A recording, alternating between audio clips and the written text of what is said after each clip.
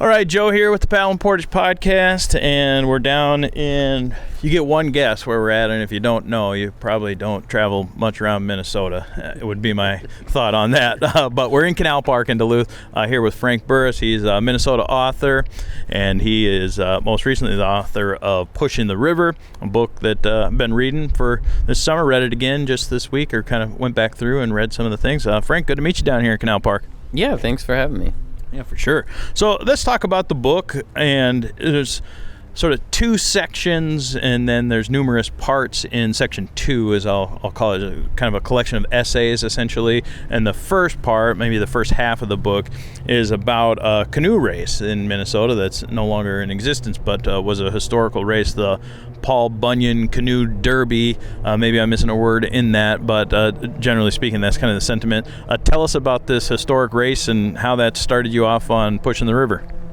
Yeah, so you're right. It's called the Paul Bunyan Canoe Derby, and it was a race that they held in the 1940s and 50s. It went on the Mississippi River from Bemidji to Minneapolis, and it was started to kick off the Aquatennial celebration. So the teams would start in Bemidji, come down the river like every day for like 8, 9, 10 days depending, and then when they got to Minneapolis, it would start the Aquatennial. So it was always like a huge thing. There would be like 10, 20, sometimes even like 100,000 people watching the final sprint from like University Flats just below St. Anthony Falls to the Franklin Bridge. And so it was a really cool race, and I had heard about it. I think most people in Minnesota who are around canoe stuff had heard about it, but nobody really knew that much about it. And I had this idea to put together a collection of canoeing stories, because I had written a bunch of stories about canoeing and just thought it'd be fun to have them all together in like a thing that you could take on a trip or have at your cabin or something.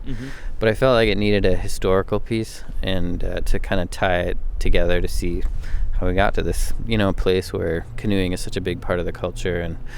And I'd heard about the Derby, but I was out talking to Bob O'Hara at his house, and he just mentioned that Emily Broderson had interviewed a guy who had been in the Derby and was still alive. He's in his 90s. His name was Bill Smith. And so I followed up with her, and she sent me to Bill, and I interviewed him, and Bill had raced in the race in the 1947 race, the 1949 race, and he was still super sharp, remembered everything, had so many good stories about the Derby that it was really added a lot to the retelling of it, and including that he was kind of befriended these couple of Ojibwe guys who gave him a spare paddle when he broke his, and he paddled their canoe that he bought from them in 49, and Bill was good friends with Gene Jensen, who was his neighbor, and Gene actually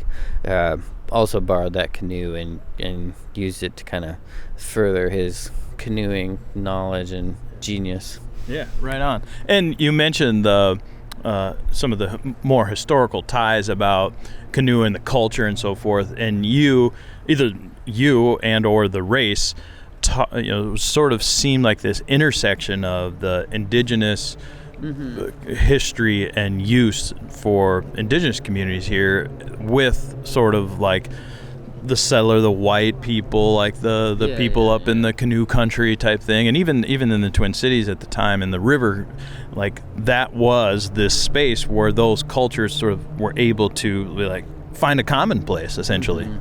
Yeah, in particular that race, and also the precursor to that race was a 1928 race that they did from basically, Lake Itasca to Minneapolis. It was for the 75th anniversary of Minneapolis, and in that race there was even more native paddlers, and including two guys who won it, and so I did not expect to see that, and when I was reading it and researching it, I expected to see more like kind of overt sort of racism, and there was like a little bit of that, but it was mostly just pretty matter of fact and collegial, and like from what Bill told me and other people told me, everybody was just on the river racing together, and everybody was trying to figure out how to get to Minneapolis the fastest to get to the prize money.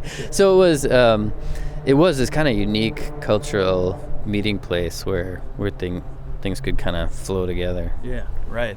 Yeah, and I don't want to give away too much about that particular aspect of it, or the race, or how you break it down. But it's well researched, it's well written, and definitely was the first section of that book, I just flew through it, and it's like, oh, okay, now I'm like getting into another section, which are these essays that we talked about, and there's everything from sort of more of a journalistic type with the Pagami Creek fire in particular, and Greg and Julie Welch, who are from Michigan. I think they're Michiganders, if I'm right. They were in the Pagami fire. You talked with them. That's a well-written piece. And then your own experience with the capsize on the Mississippi River, and how was that to write about that experience?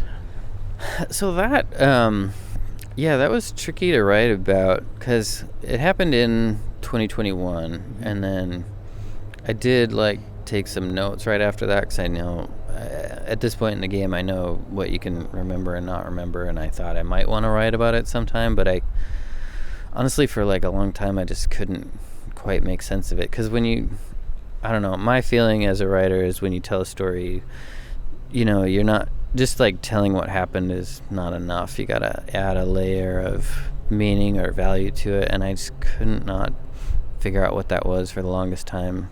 And I didn't know what sense to make of the whole episode myself because I almost came really, really close to dying and was saved under very weird circumstances, and I couldn't ascribe any logic to it or any meaning. And so anyway, after sitting on it for a year, the year anniversary was coming around, I thought maybe this would be a good time to do the story because journalism, you need a time peg, and so the year anniversary is always a good time for that. So I did write about it for the Star Tribune, and the sort of point I tried to make in the story was just that I felt embarrassed about this because it's my own mistake in a lot of ways, and but that maybe I could make it mean something by just making other people aware of the danger of cold water, because we don't think about that. Nobody thinks about that, hardly.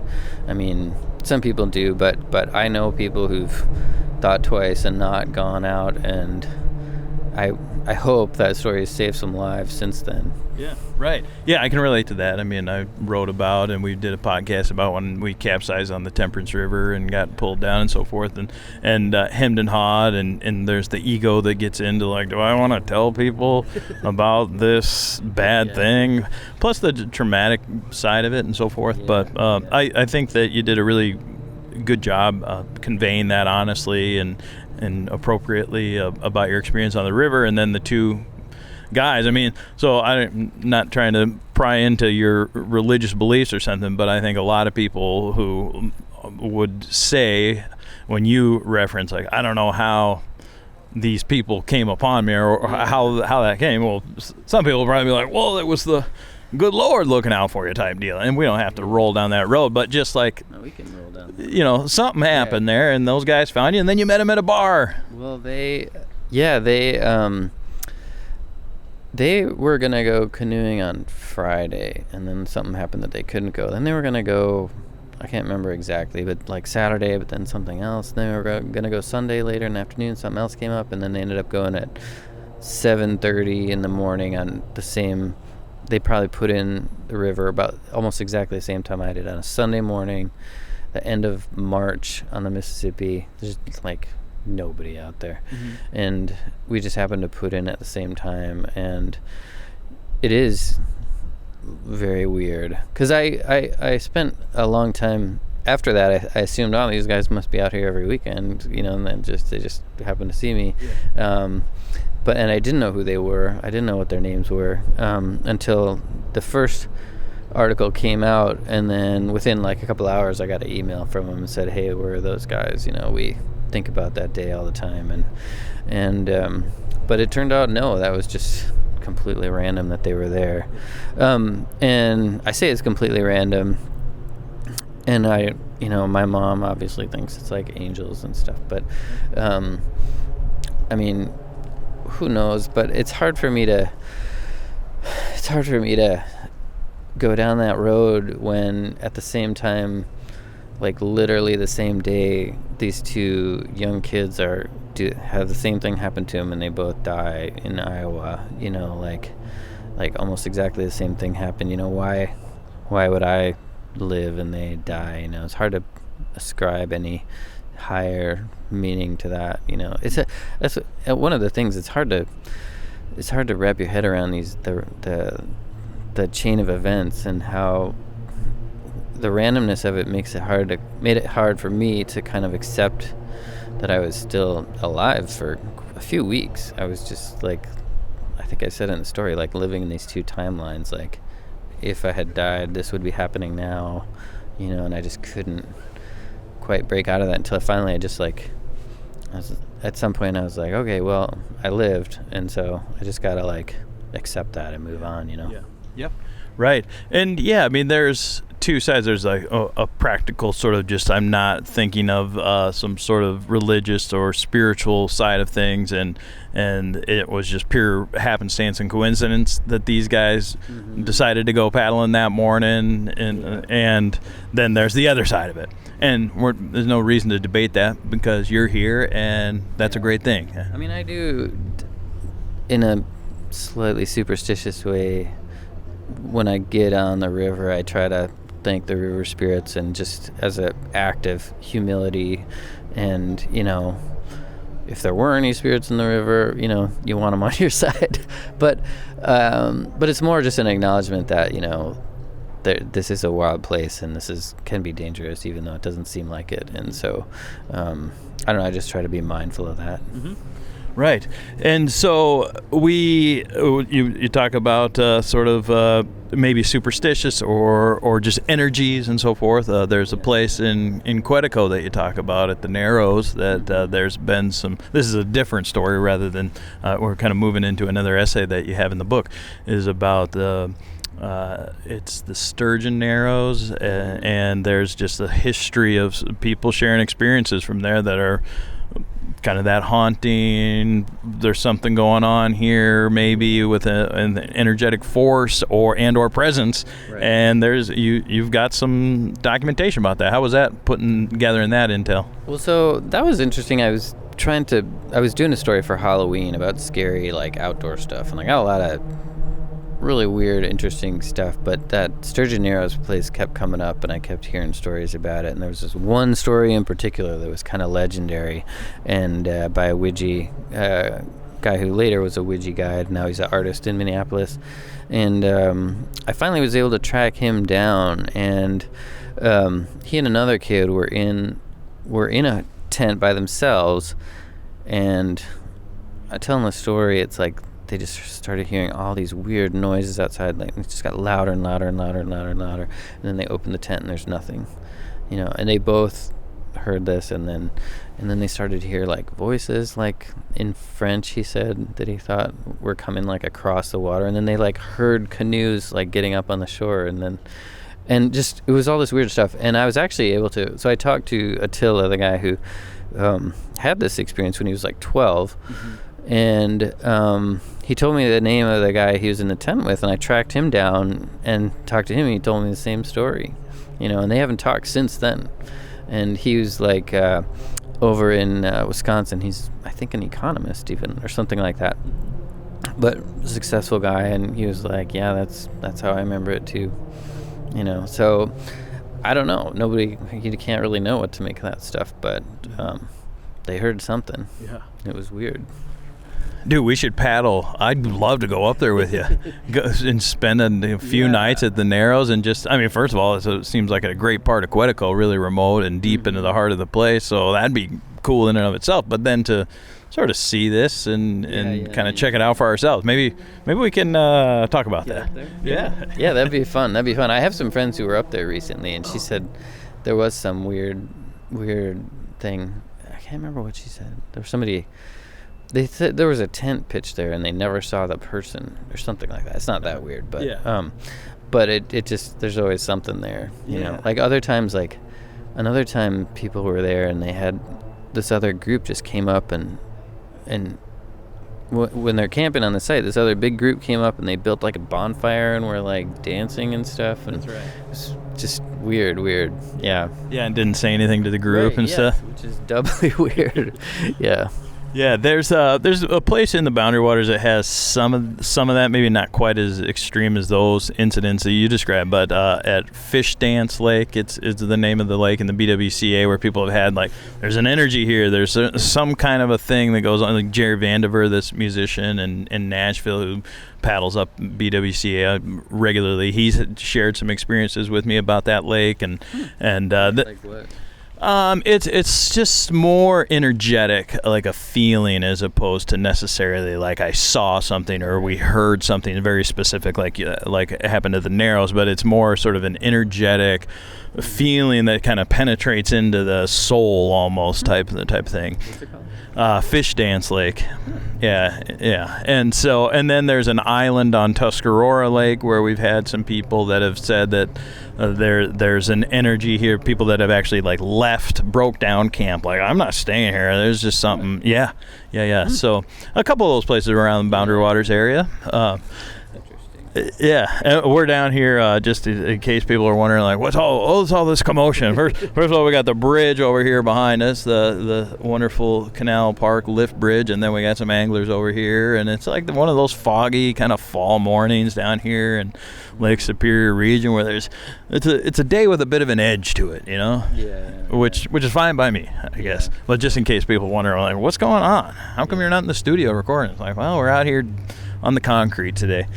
But let's talk a little bit, because you make reference to this originally appeared in Outside Magazine, or you were a contributor, or at some point there was some version of it that appeared in Outside, and there's been some major shifts in the media landscape, particularly for freelancers like you and I who submit work all over the country in different platforms, different for me, audio and print, and you've been writing for Outside had been for a while, but there's like these changes at Outside. I mean, there was some pushback from some of the contributing editors, people who were long time at Outside Magazine, who were like, they were let go, and then not only that, they were like, what you're doing is not good. You're straying away from storytelling and journalism, and you're just kind of doing like propaganda, like not very good work anymore. You're sort of like gear repping and just selling out to industry and marketing, and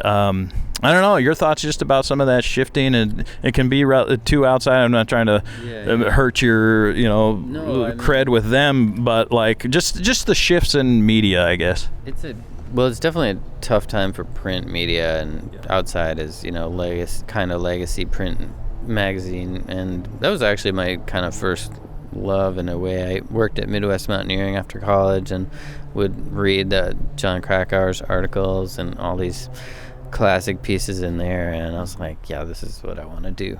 And then a collection came out around that same time called Out of the New Sphere. Have you seen that one? It's a collection of Outside, kind of great classic Outside stories.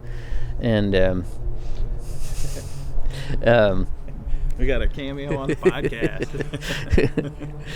Yeah, it's a public space. Yeah. And then but yeah, it's just been changing, and like a lot of magazines are downshifting to 4 issues a year or about that, and so because it's just hard to make money, and so as a freelancer, because of the internet, that used to be how people got their news, is through print and through magazines and stuff, and now we get it 24 hours a day elsewhere. And what Outside has always done so well is the long form narrative stories, and I don't know if the current management is as interested in that, or as interested as more like turning it into more of a service publication or something. I mean, Outside has always done a little bit of both, but I think everybody's afraid the long form narrative stuff is gonna go away there, which that's always been like the best place to do that stuff. And I think 3 of the stories in the book were published in Outside, and it's just, I know a lot of writers for Outside, and it's just a hard time for freelance writing in general, and for outdoors writing. There are still some places, like the Star Tribune is doing some good stuff with the outdoors things, and Conservation Volunteer always does the DNR's magazine always does really great reporting, and so there are still some places to tell those stories. Paddle and Portage maybe also. Yeah. And other formats too. Expanding beyond print and digital, but yeah, it's just a tricky time to know how to make a living as a freelance writer. Mm-hmm. Yeah, definitely. I mean, and that's why, like, the sort of the baseline of P&P is definitely. I mean, we do news and journalism about the Boundary Waters, but even then we're incorporating the podcast more and more into it, and that's sort of the bread and butter of P&P is the podcast, and like I say, we got the website, and there's memberships there and so forth too, but a lot of people know about Paddle and Portage through the podcast, and I know Outside they have some version of a podcast at Outside, like I think it's called the Outside Podcast. I know the guy who was doing it, and the last time I talked to him, they decided they were not going to do it anymore. But that could change. That could have changed. I don't know. I don't know what the latest is. But they had a really great podcast. Peter Frick-Wright was the one who kind of ran that, and he did an amazing job with that. Yeah. Is that something you're interested in learning about, or even starting your own or something like that, podcast? Yeah, I don't know. I mean, I've obviously thought about it. I have maybe at this point too many lanes, like I don't have a single thing that I'm doing. I've got I'm kind of all over the place. I write about running, I write about canoeing, I write about science stuff, I write about culture, and so I don't know that I could find enough people who are also interested in all that stuff. So that's also a long time question. Should you specialize or generalize? And I've always been a generalist to some extent, with some kind of domains that I specialize in, which maybe is like the worst of both worlds. But yeah, so I mean, I've thought a little bit about it, but I would have to have like a plan and a format and like a mission that it would be specific to, and I don't feel like I have that quite yet. Yeah, sure. Well, there's time. I mean, something that could cultivate itself naturally. I know in speaking with Bear Paulson, one of the co-owners of P&P and GM at North Star and stuff, he talked about your book and said that it's been well received in the racing community of canoeing, and like that's a big part of that's important, I would assume, for the book, and that's a world that I don't know about. Even Bear's not really in the racing side of it. He's more long adventures and epic paddles and stuff, as opposed to like a race. But there is a racing side of canoeing, and P&P, I've never done any coverage of it, and it sounds like at the very least you were exposed to it and now sort of accepted into it, is how Bear described it to me. But tell us a little bit about that micro world of racing. Well, so that world kind of started with the Paul Bunyan Canoe Derby, and it was at that point it was a huge purse that you could win. It would be the equivalent of like $20,000 now for the later years, or more than that even, and so there was really tough competition for that, and a lot of those guys who finish high, there's kind of two communities. There's the Ojibwe and some white guys from like Leech Lake area, Ball Club, Deer River, who were always in the top, and then there's a group of guys from North Minneapolis who lived like just a block off the river, and all these guys like Buzzy Peterson, Bill Smith, Gene Jensen, Tom Estes, they all were neighbors. Carl Ketter, they all lived by each other and would just like walk down to the river and paddle. Yeah. And so those guys, Gene Jensen and Tom Estes won the Derby like 4 times, and Gene turned out to be kind of a genius with canoe design and stuff, and like he supposedly designed did design the bent shaft paddle and things like that, and Jensen racing canoes are still like used today and are in all the races that you'll see,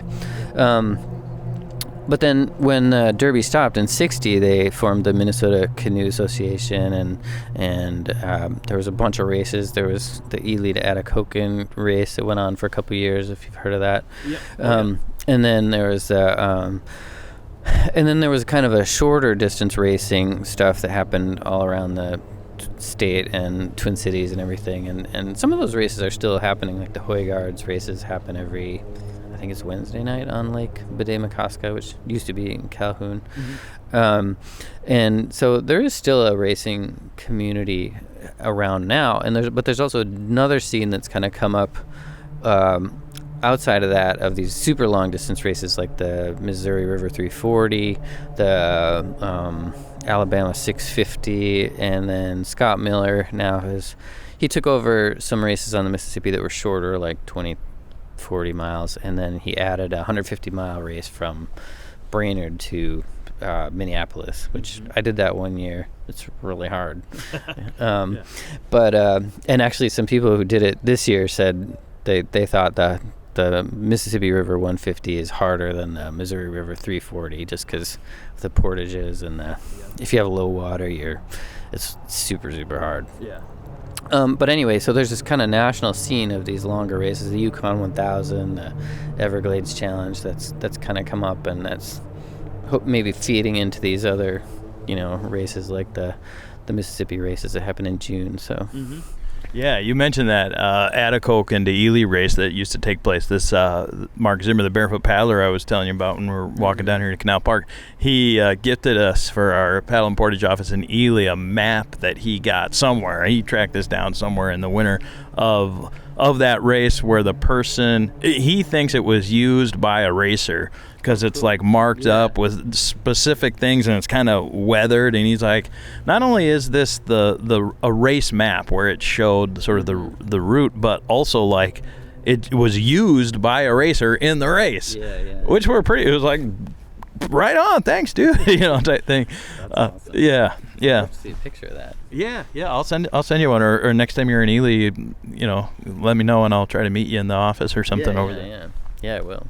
Yeah, cool. Well, it's been really nice to spend some time here in Duluth and get to meet you, and I hope that things are going well with the book. I know you've been out and about over Minnesota this summer talking about it, and so it's really nice to connect with you in Duluth, and hope up in Grand Marais and the Ely side at Paragus or Drury Lane. I know you've been up to both of those, right? Yeah. I did a talk for the Tuesday group at Ely Grand Lodge. Yeah. Mm-hmm. and then did some book signing over at the Paragus's new space. Or I don't know how new it is, but it's new. It's amazing space for a bookstore. It's really cool. Yeah. Much as we maybe miss the chocolate mousse, but what better thing to replace it with than books? Yeah, right on.